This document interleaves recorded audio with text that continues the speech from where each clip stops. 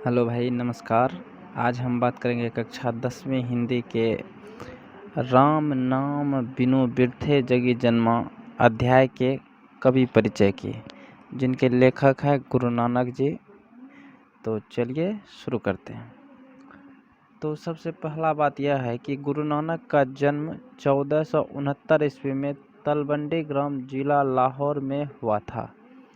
यहाँ से हमारा ऑब्जेक्टिव आएगा कि गुरु नानक का जन्म कब हुआ था।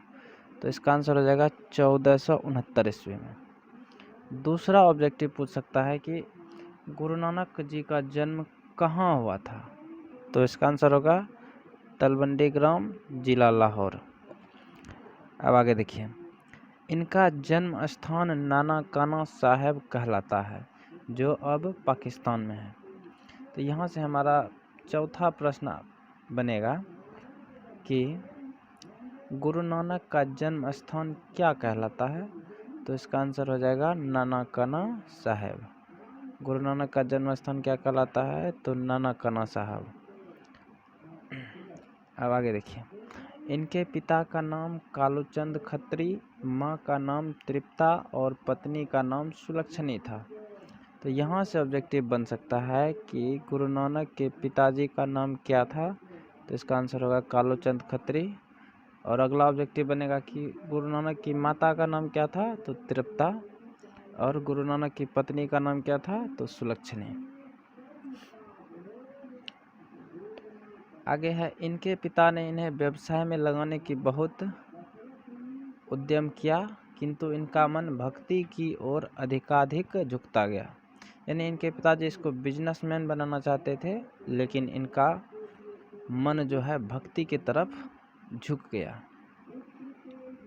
अब देखिए, अब आगे है, इन्होंने हिंदू मुसलमान दोनों की समान धार्मिक उपासना पर बल दिया। वर्णाश्रम व्यवस्था और कर्मकांड का विरोध करके निर्गुण ब्रह्म की भक्ति का प्रचार किया। तो गुरु नानक निर्गुण ब्रह्म की भक्ति का प्रचार करते थे। गुरु नानक ने व्यापक देशाटन किया और मक्का मदीना तक की यात्रा की। यहाँ से ये ऑब्जेक्टिव आ सकता है कि गुरु नानक ने कहाँ तक यात्रा की। तो इसका आंसर होगा मक्का मदीना तक। आगे है, मुगल सम्राट बाबर से भी इनकी भेंट हुई थी। तो एक और क्वेश्चन यहाँ से बन सकता है कि गुरु नानक की भेंट किन से हुई थी। तो आंसर होगा मुगल सम्राट बाबर से।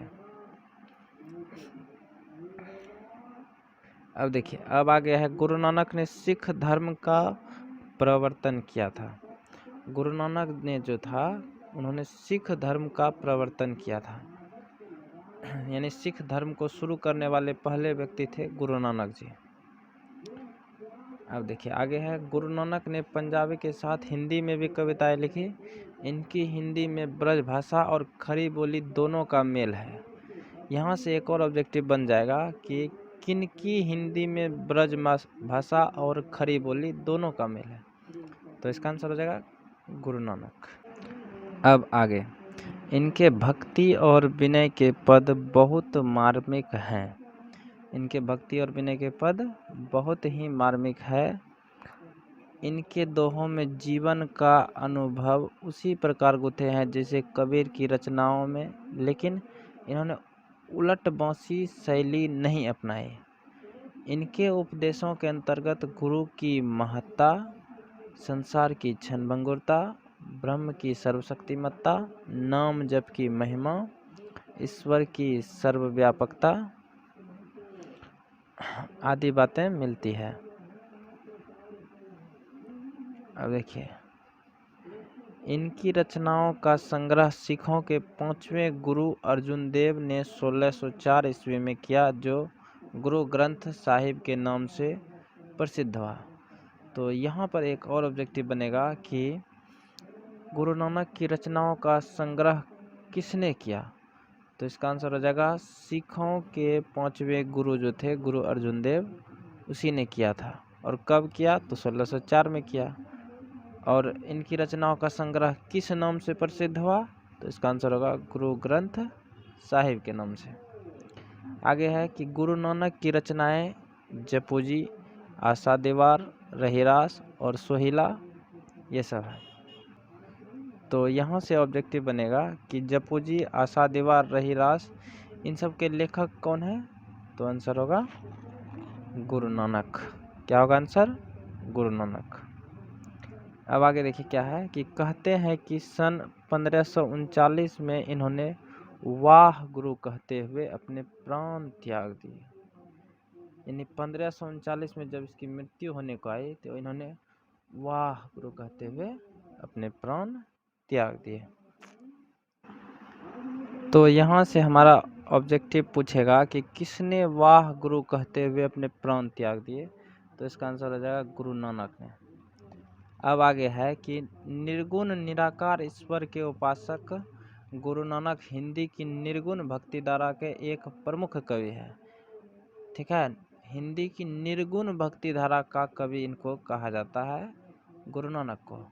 तो ऑब्जेक्टिव पूछेगा कि निर्गुण निराकार ईश्वर के उपासक गुरु नानक किस भक्ति धारा के प्रमुख कवि है? तो इसका आंसर हो जाएगा निर्गुण भक्ति धारा। आगे है पंजाबी मिश्रित ब्रज भाषा में रचित इनके पद सरल सच्चे हृदय की भक्ति भावनाओं में डूबे उद्गार है। इन पदों में कबीर की तरह प्रखर सामाजिक विद्रोह भावना भले ही न दिखाई पड़ती हो, किंतु धर्म उपासना के कर्मकांड मूलक सांप्रदायिक स्वरूप की आलोचना तथा सामाजिक भेदभाव के स्थान पर प्रेम के आधार पर सहज सद्भाव की प्रतिष्ठा दिखलाई पड़ती है। अब देखिए अब आगे है कि प्रथम पद में जो है 2 पद इसमें दिया गया है। तो प्रथम पद में नानक जी ने बाहरी वेशभूषा, पूजा पाठ और कर्म कांड के स्थान पर सच्चे हृदय से राम नाम के कीर्तन पर बल देता है। क्यों? क्योंकि नाम कीर्तन ही सच्ची अस्थाई शांति देकर व्यक्ति को इस दुखमय जीवन के पार पहुंचा पाता है। जबकि द्वितीय पद में सुख दुख में एक समान उदासीन रहते हुए मानसिक दुर्गुणों से ऊपर उठकर अंतःकरण की निर्मलता हासिल करने पर जोर दिया गया है। तो एक बार फिर से इसका रिवीजन कर लेते हैं कि कौन कौन सा ऑब्जेक्टिव आ सकता है। तो इसमें पहला ऑब्जेक्टिव पूछेगा गुरु नानक का जन्म कब और कहाँ हुआ था? तो इसका आंसर होगा 1469 में तलवंडी ग्राम, जिला लाहौर में। अगला है इनका जन्म स्थान क्या कहलाता है? तो नानकाना साहब।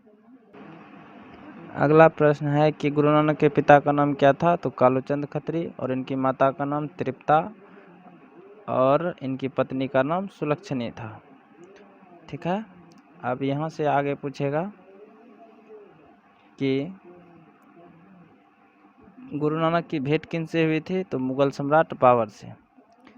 इसका मैं अगले वीडियो में सारा ऑब्जेक्टिव क्लियर करवा दूंगा। तो आज के लिए दीजिए मुझे इजाज़त। धन्यवाद।